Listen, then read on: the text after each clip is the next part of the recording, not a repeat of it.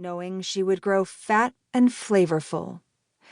"A reindeer is only as good as its meat," they said, "and we need meat to survive. You cannot change your nature."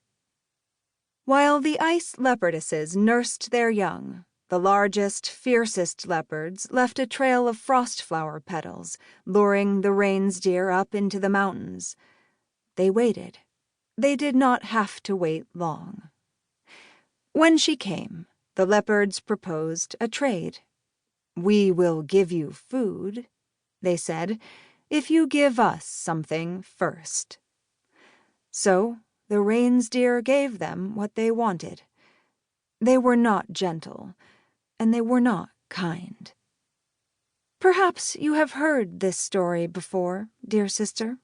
It is an ancient legend of the Snow Kingdom, a story the Lumi tell their children before tucking them in at night. They tell me you have awoken, that you are traveling to the land of ice leopards and reindeer just in time for the Joel-tide celebration. But your place is here with me, not in Lumia.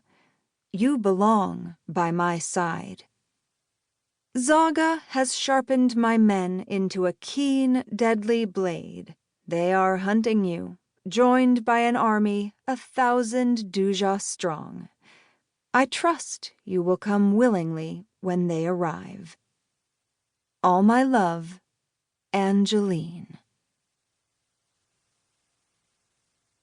Chapter 1. Fugitives.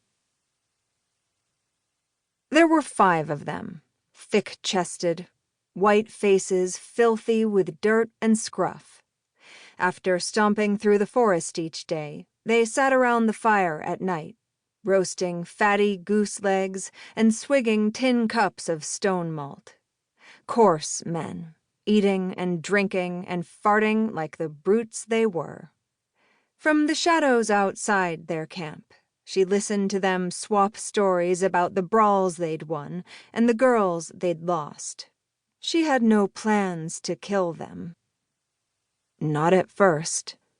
She knew Angeline had sent the men to track her down and haul her back to Caer Cillian.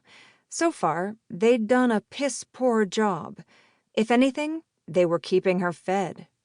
She circled back every morning and sifted through the charred remains of their campfire, slurped greasy meat off leftover bird bones, drained the dregs from a forgotten flask. She even shat in a man's hat the morning he was fool enough to leave it behind. He came back for the ugly rag and had it halfway to his head before he started screeching. She'd laughed so hard from her hiding spot, she nearly gave herself away. If they thought they were tailing her, they were mistaken. The advantage was hers, and she intended to keep it. She would die before letting them drag her back to the castle.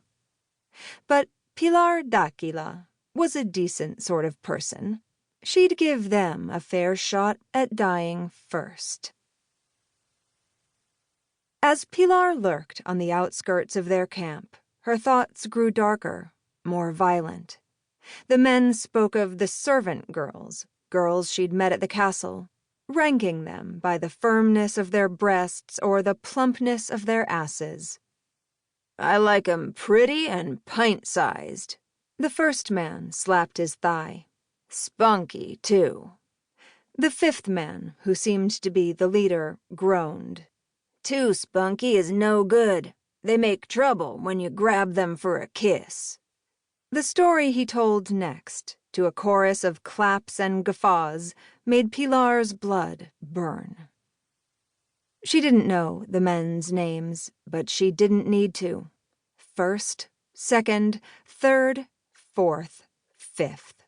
The order in which she would destroy them, like notes on a scale, one leading to the next. She knew she should keep quiet and concealed. 5 brutes, 1 girl. The odds were stacked against her. But the fouler the men got, the fouler her temper.